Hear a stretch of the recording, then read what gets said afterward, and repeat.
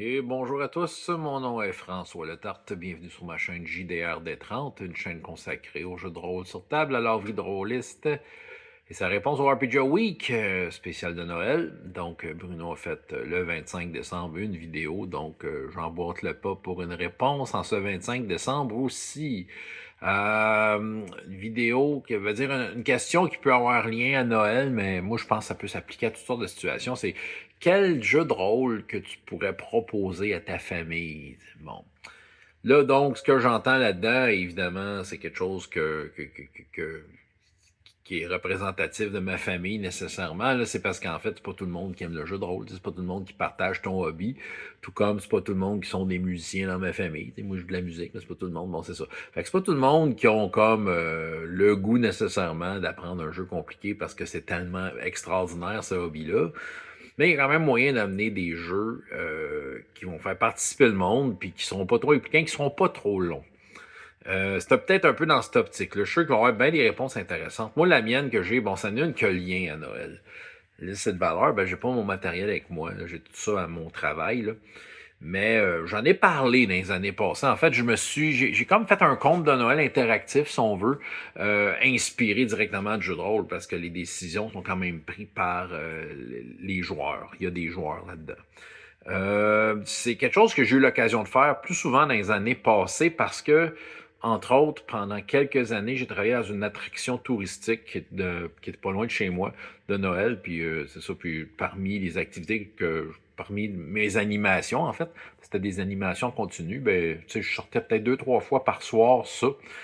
Espèce de jeu de rôle de Noël. Puis j'ai aussi eu l'occasion de le faire à la bibliothèque. Cette année, malheureusement, mais j'ai juste eu une occasion de le faire. C'est quand même très plaisant.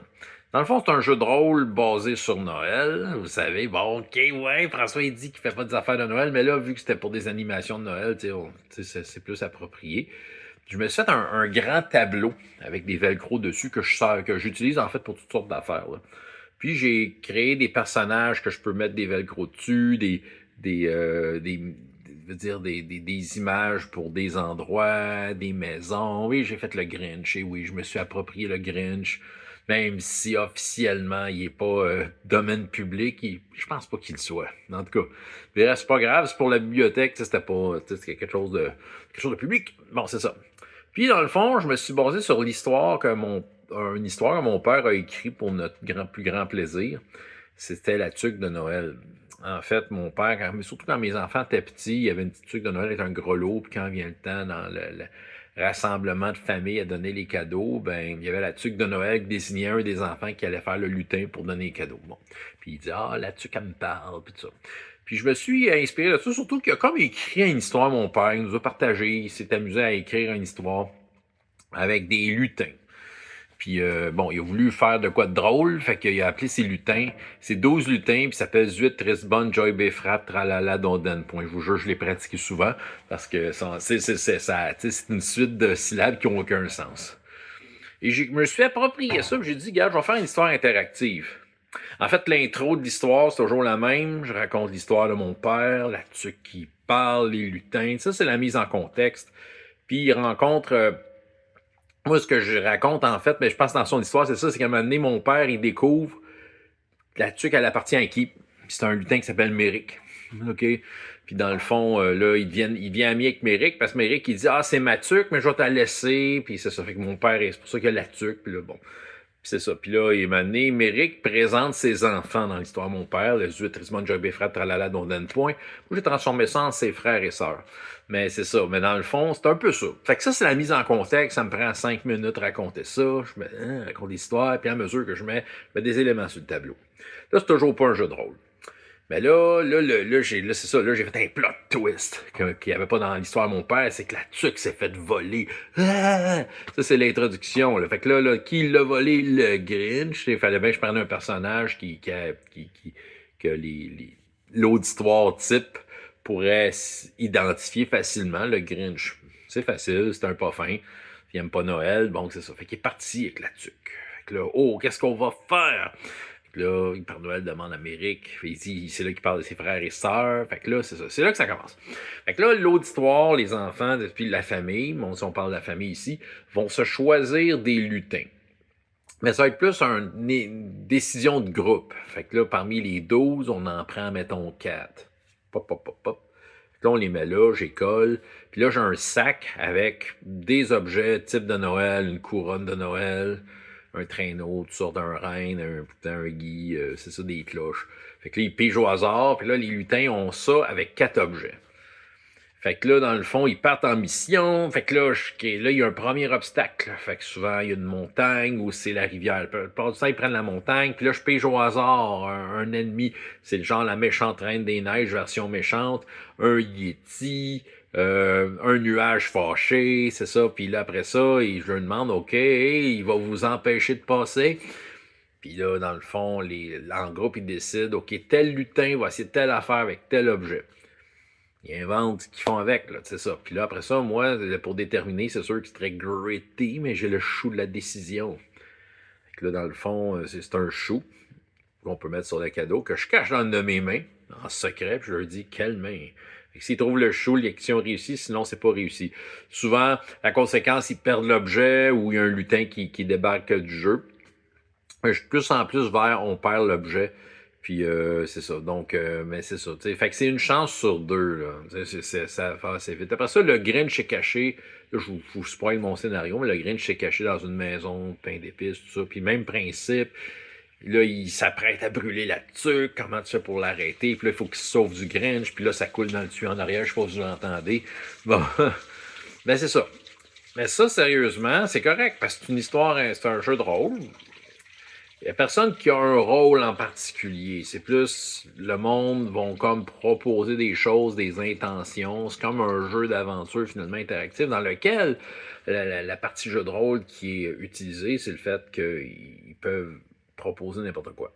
Ils peuvent proposer n'importe quelle idée pour essayer de sauver la tuque de mon père, que j'appelle, c'est la tuque de mon grand-père. Fait que c'est ça. Fait que tu sais, ça c'est correct. Dans le fond, c'est une histoire interactive qui pourrait se transposer dans d'autres situations. Là, je l'ai faite pour Noël, mais je pourrais faire de quoi du genre, là, tu sais, n'importe quelle thématique pourrait marcher. Je pourrais préparer des bonhommes à velcro avec un enjeu très simple, avec peut-être un obstacle en chemin seulement. Puis, puis les participants décident comment qu'ils résolvent les affaires et j'ai comme une chance sur deux de réussir. Donc, ça serait un bon jeu de rôle à faire. C'est ça qui arrive. C'est juste de le préparer. C'est très visuel. Il y a aussi l'aspect très visuel. Je raconte un truc, c'est ça. Fait que ça, pour la famille, c'est juste parfait. Puis ça dure comme maximum 15-20 minutes. Là. C'est ça. Après ça, là, ils ont eu leur dose. Sinon, ben là, c'est sûr, je pense encore à Noël, mais conte de Noël, des gnomes archivistes, ça peut être très très bien. Surtout que les enfants, là. Système très clair, mais même pour quelqu'un qui connaît pas le jeu de rôle, là, ça serait parfait. Mais j'irais pas. Moi, tu sais, je connais ma famille, tout ça. Je veux dire, tu sais, des fois, j'arrive avec des jeux de société simples, puis pour eux autres, des fois, c'est trop, parce qu'ils sont juste pas dans cette. Je peux dire dans cette mindset-là de comprendre une mécanique de jeu. Ils finissent par le comprendre, là. Mais c'est ça, tu sais. Même le jeu de rôle le plus simple, juste le fait que tu peux essayer n'importe quoi, juste le fait que tu peux demander des jets de dés et qu'ils comprennent pas trop pourquoi, tu sais, ça peut les déstabiliser des fois. Ça, pour ceux qui sont non-rôlistes, des fois, c'est un peu la patente, tu sais. Puis souvent, ils ont pas, il faut penser qu'ils n'ont pas nécessairement 2 heures à consacrer à ça, là, tu sais, Noël, ils sont pas venus dans le réveillon de Noël pour jouer à du jeu de rôle, là, tu sais. Fait que c'est plus comme un événement de la soirée, tu proposes une petite affaire qui dure 15-20 minutes, puis c'est ça. Fait que moi, je pense que ce que je propose est, pour moi, en tout cas, c'est approprié, puis c'est à la portée de tous d'inventer ça, puis tu sais, c'est ça. Ben, moi, c'est sûr, je suis curieux de voir des propositions, là, mais je vous dirais même un genre PBTA, c'est compliqué, là, tu sais, c'est ça qui arrive, là, tu sais, quand t'es pas dans le jeu de rôle, ben, c'est ça. Je dirais que, tu sais, c'est de faire de quoi avec un dé, tu sais, un dé à 6 faces, ça serait suffisant, là, tu sais, faut que t'aies un 4, un 5, un 6, tu sais, un peu le principe Hero Kill, tu pourrais marcher, tu sais, je te rajoute un dé, tu prends le meilleur des deux, tu sais, puis déjà, ils vont être plus en mesure de comprendre ça. Mais il faut que ça soit simple. Moi, c'est ça mon cue, c'est que, tu t'amènes ça à ta famille, faut pas que tes enfants pendant 2 heures parce que c'est extraordinaire. Pour eux autres, ils verront pas ça extraordinaire, ils vont avoir hâte que ça finisse. Ça de même. Il y en a peut-être qui vont accrocher, vont dire ah, j'en veux plus. Mais tu sais, c'est ça qui arrive. Faut pas que tu commences par leur donner le petit nanan de 15 minutes. Tu verras s'ils t'achalent pour en faire après. Puis tu pourras peut-être avoir recruté un nouveau joueur. Mais tu sais, faut que tu commences par le nanan pas long. Là, c'est ça. Ah, c'est ce que je vais vous raconter. François Letarte, JDR des 30. Et jusqu'à la prochaine fois, il y a autant de plaisir dans la vie que dans les jeux. Au revoir.